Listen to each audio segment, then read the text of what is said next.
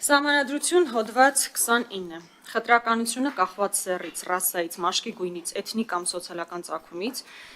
գենետիկական հատկանիշներից, փոքրամասնությանը, պատկանելությունից, գույքային վիճակից,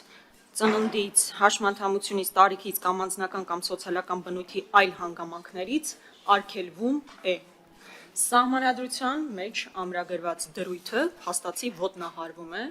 եթե ընդունվի սույն նախագիծը։ Այսինքն, եթե բոլորը օրենքի առջև հավասար պետք է լինեն, այս դեպքում սոցիալական կարգավիճակից ելնելով արձանագրվում է անհավասարությունը, որտեղ այն մարդիկ, ովքեր սոցիալական ավելի բարձր դիրք ունեն հասարակության մեջ, կարող են չգնալ բանական, գնալ 1 ամսով, 4 ամսով ավելի ճշգրիտ կլինի նման ձևակերպումը, իսկ նրանք, ովքեր սոցիալական ավելի խոցելի խավին են պատկանում, նրանք պարզապես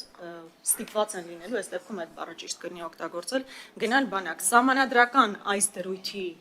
անհաղթահարելիությունը ո՞նց պետք է արվի, եթե ձեր օրենքը ընդունվում է։ Օպերատորներ ուշադիր լսեք։ Ես 3 հարց ունեմ, կարծում եմ մեկ սենց հերթականությամբ գնամ։ Որևէ սահմանափակում չի։ Շատ լավ, շնորհակալ եմ Տիկին Գրիգորյան կարևոր հարցի համար։ Նշեմ, որ համանման կարծիքներ հնչեցրել են նաև տարբեր գործընկերներ, այդ թվում Մարդու իրավունքների պաշտպանը, պետք է արձանագրենք եւ այս հարցը միշտ փակենք, չկա որևէ խտրականություն այս օրենքի ընդունմամբ եւ չի դրվում խտրականություն կապված գույքային դրության մասով։ Այսինքն օրենքը չի սահմանում, որ նրանք, ովքեր ունեն շատ փող, նրանք կարող են օգտվել օրենքից։ Օրենքը սահմանում է, որ ովքեր վճարեն այս գումարը, կարող են ծառայել այսքան ժամկետով։ Սա չի նշանակում գույքային որևէ խտրականություն։ Խտրականությունը հետեւյալը կլիներ, որ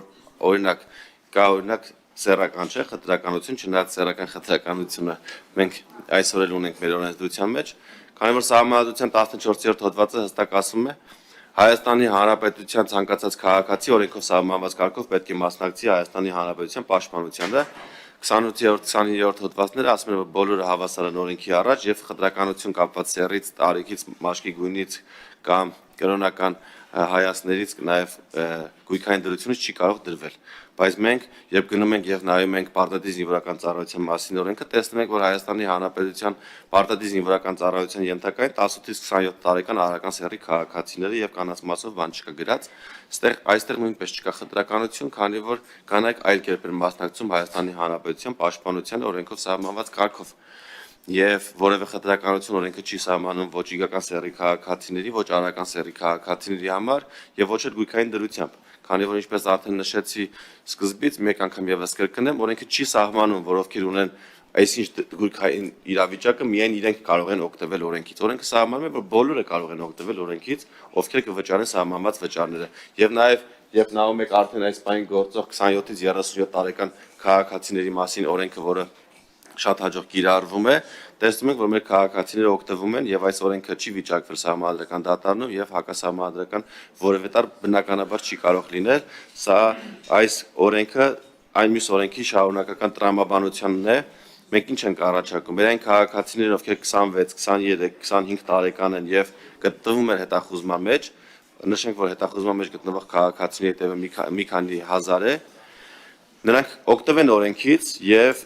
մեկ օր ավելի շուտ վերադառնան Հայաստանի Հանրապետություն իրենց ընտանիքներով եւ չսպասեն, որպեսզի լրանա նրանց 27 տարին, որպեսզի օգտվեն այս օրենքից, կամ չսպասեն, որ լրանա իրենց 37 տարին եւ վաղեմության հիմքով քրեական գործը կարճվի։ Նշեմ, որ 2500-ից ավել քրեական գործեր են կարճվել վաղեմություն ժամկետն անցած լինելու հիմքով, այսինքն մեր քաղաքացիները 2500-ից ավել վերջին տարիներին չեն ծառայել, 37 տարի լրանալուց հետո ներկայացել են, չեն վճարել որևէ դրամ, չեն ծառայել ոչ մի օր եւ ազատվել են քրեական պատասխանատվությունից։ Մի փոքր տեղեկանք մեր ամնիստիա ընդունելուց հետո ինչքան մարդ օգտվեց։ 11000-ից օգտվել է 3000 մի քիչ ավելի, ոչ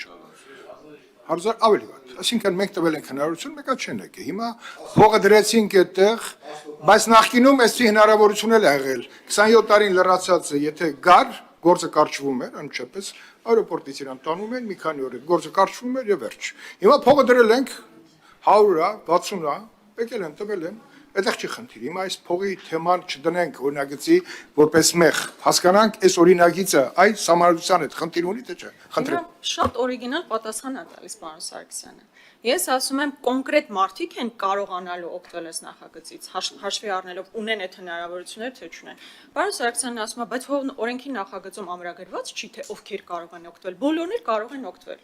Այսինքն այն մարդիկ, ովքեր ամսական 100,000 են ստանում, այդ մարդիկ կարողանալ են օգտվել, պարոն Սարգսյան։ Մենք հողի վրա իրականությանը նայենք, թե որ օրենքի նախագծում գրված չի, որ կոնկրետ այս մարդը կարող է օգտվել, այն մարդը չի կարող օգտվել։ Չեն կարողանալու բոլորն օգտվել։ Եթե նույնիսկ ասում եք, որ բոլորը կարող են օգտվել, բոլորը չեն կարող օգտվել, մենք էլ հողային մոլորակում չենք ապրում, հասկանում եք, չէ՞, իրողություններն ինչպիսին է։ Եվ օբյեկտիվորեն դառնալու է սա հակասահմանադրական, որտեղ մարդկանց մի խումբը կարողանալու է ելնելով իր կարողություններից, իր գույքային դրությունից, սոցիալական կարգավիճակից, մյուս մասը ակնհայտորեն չի կարողանալու։ Մի մասն էլ ընկնելու է վարկերի տակ, տարբեր գրավներ դնելու, միջև վերջին գումարը ծախսելու է, փորձելու է իր երեխային այո ապահովագրել այնպես, ինչպես ավելի այսպես բարձր գույքային դրությունից մարդիկ կանեին։ Հիմա այս հարցով ես չլսեցի պատասխան, որովհետև եթե ձեր պատասխանն այն է, որ բոլորը կարող են օգտվել, բոլորը չեն կարող օգտվել, սա փաստ է։ Երկրորդը։ Հիմա ասում եք, դե գիտեք, ամեն դեպքում մարդիկ փողը տալիս են, ազատվում են, հենա կգա բյուջե։ Բայց այդտեղ ես դες հարց ունեմ։ 7 տարվա իշխանության գտնվող ուժը ինչու այդ խողովակները չի կարողանում համապատասխան ձևով փակել։ Կամ այսինքն հիմա եթե սահմանում ենք 15 միլիոն եւ 24 միլիոն, մարդկանց մի խումբը, որոնք ունեն այդ գումարները, կտանեն այդպես կմուծեն, մի մասը, որ այդ գումարները չունի, բայց ավելի փոքր գումար կարող է գտնել, ամեն դեպքում կօգտվի այդ խողովակից, որտեղ այդ խողովակները դուք չեք փակել։ Այսինքն 15 միլիոնի փոխարեն պայմանական կգտնի 5 միլիոն կամ ցանկացած այլ թիվ, այդ խողովակներից նորից կօգտվի եւ այդ կեղծ կոռուպցիոն մեխանիզմներով կազատվի։ Այսինքն դուք այդ խողովակը չեք փակել ամեն դեպքում, թվեր եք ֆիքսել, այդ թվերով կօգտվեն, բայց կօգտվեն նաեւ այդ կոռուպցիոն մեխանիզմներով։ Այս հարցը ո՞նց եք կարգավորելու։ Եվ մի հատ։ Շնորհակալ եմ։ Տիկին Գրիգորյան, ես սկզբից նախագիծը ներկայացնելուց 4 կետերի մասին, որ խոսում եի, դրանք խողովակները փակելու վերաբերյալ են։ Արդեն նշեցի, որ 2024 թվականի տարեսկզբից վարչապետի հանձնարարականով կատարված աշխատանքների արդյունքում ունեցել ենք 4.2% ավել զորակոչ։ Ես միայն մի հիվանդություն նշեմ, 404 որոշման 14-րդ հոդվածի B մասով 2022 թվականին պարտադիր զինվորական ծառայությունից ազատվել է 1425 քաղաքացի, 2023 թվականին 1433 քաղաքացի, 2024 թվականին արդեն վարչապետի հանձնարարականներից հետո 158 քաղաքացի։ Միայն այս հիվանդության մասով ունեցել ենք կրճատված 1300 քիչ ազատվող։ Այո։ Ու այլ հիվանդություններ կան առաջի հոդվածով էլ օրինակ մտավոր հետամնացության մասով 2023 թվականին 500-ից ավել քաղաքացի ազատվել մտավոր հետամնացության կետով առաջի հոդվածով 2024 թվականին թիվը կրկնակի նվազել է դառնալով 220 Այսինքն խողովակները փակելու աշխատանքները բարեհաջող կատարվում են, բայց ինչպես նշեցի Տիկին Գրիգորյան, այս խողովակները փակելով մենք ունեցել ենք զորակոչից խուսափողների թվի կրկնակի աճ, այսինքն երկիրը լքողնելի, ինչի դեմը կառավարությունը չի կարող առնել, մենք չենք կարող երկիրը փակել եւ չթողել, որպեսզի մեր քաղաքացիները դուրս գան Հայաստանի Հանրապետությունից, ինչպես դա անում է օրինակ այլ երկիր, չնշեմ որ երկիրը։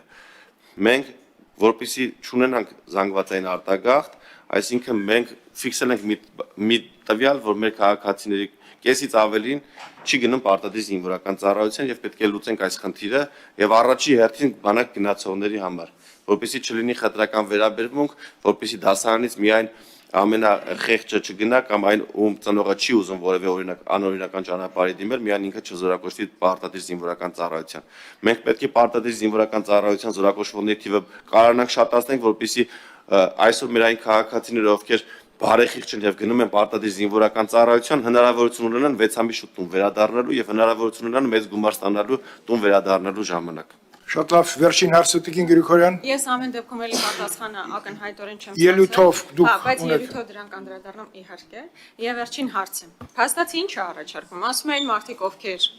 Սահմանադրությունը խախտելու, որտեղ բոլորը հավասար են սահմանադրության առջև, բայց հավասար չեն դառնում, ամեն դեպքում մի մասից գումարը կվերցնենք, կգնանք այդ գումարով պայմանագրային զինծառայողների հետ պայմանագիր կնքենք, այսինքն տեղը այդպես կլրացվենք։ Պարոն Սարգսյան, կա ինչ-որ հաշվարկ, թե մարդկային ինչպիսի ռեսուրս մենք ունենք։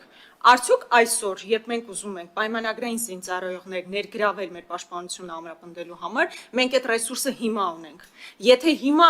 իմ կարծիքով, եթե հիմա բավարար չափով մարդկային ռեսուրսների խնդիր ունենք, արդյոք այն ժամանակ, երբ որ ազատվեն բանակից մարդիկ, դրան համարժեք մարդկային ռեսուրս կարողանալու ենք ներգրավել։ Փաստացի ստացվելու է մի իրավիճակ, որ հիմա էլ չենք կարողանում համապատասխան թվով պայմանագրային զինծառայողներ ներգրավել։ Ստացվելու է մարդկանց ազատում ենք, որ փոխարենը նոր մարդ ներգրավեք, այդ մարդիկ չկան։ Այդ հաշվարկը կա, ինչքան մարդկային ռեսուրսի մասին է խոսքը։ Եվ այստեղ կարևոր մի կոմպոնենտ, ես ուզում եմ այստեղ արձանագրել, որ փաստացի խոսք չի գնում նաև պայմանագրային զինծառայողների աշխատավարձի բարձրացման մասին, որը գոնե մի քիչ ավելի գրավիչ կդարձներ։ Եթե օրինակ համեմատում ենք պարեկային ծառայողների հետ, ակնհայտ է, որ պարեկներն ավելի շատ աշխատավարձ են ստանում, քան սահմանին կանգնած Շատ լավ։ պայմանագրային զինծառայողները։ Շնորհակալ եմ։ Նախ նշեմ, որ պայմանագրային զինծառայողները ստանում են ատեստավորում չանցնելու դեպքում մոտակված մինչև 180,000 դրամ աշխատավարձ, երբ անցնում են ատեստավորում եւ ստանում են բավարար, ստանում են մոտ 300,000 դրամ աշխատավարձ, լավ գնահատականի դեպքում ստանում են մոտ 400,000 դրամ աշխատավարձ, գերազանց գնահատականի դեպքում մոտ 500,000 դրամ աշխատավարձ, ինչը շատ ավելին է, քան բարեկային ծառայողների աշխատավարձն է, ցանկանում եմ որպեսզի տարեընթացությունների տեղի չլինի։ Որն է խնդիրը, որ մենք մեր պայմանագրային զինծառայողների ներգրավելուց, այսպես է, նրանք ստանում են ոչ ատեստավորում անցած պայմանագրային զինծառայողի աշխատավարձ, մինչև ատեստավորում անցնելը։ Պայմանականորեն, եթե իրանք անցնեն ծառայության 6 ամիս, այդ 6 ամիսը պետք է ստանան մինչև 180,000 դրամ աշխատավարձ, միայն ատեստավորում անցնելուց հետո նրանց աշխատավարձը կբարձրանա եւ հետաշվարձը կլինի։ Բազային աշխատավարձի մասով այս բանը չեմ ուզում թիվ նշեմ, մեկ այլ թիվ եմ ուզում նշեմ, որ մենք ունենք այսօր պայմանագրային զինվորական ծառայության տարիքի, այն է 18-ից 45 տարեկան, արական սեռի աշխատունակ 30,000-ից ավել քաղաքացիներ, ովքեր ստանում են ընտանեկան նպաստ։ Այսինքն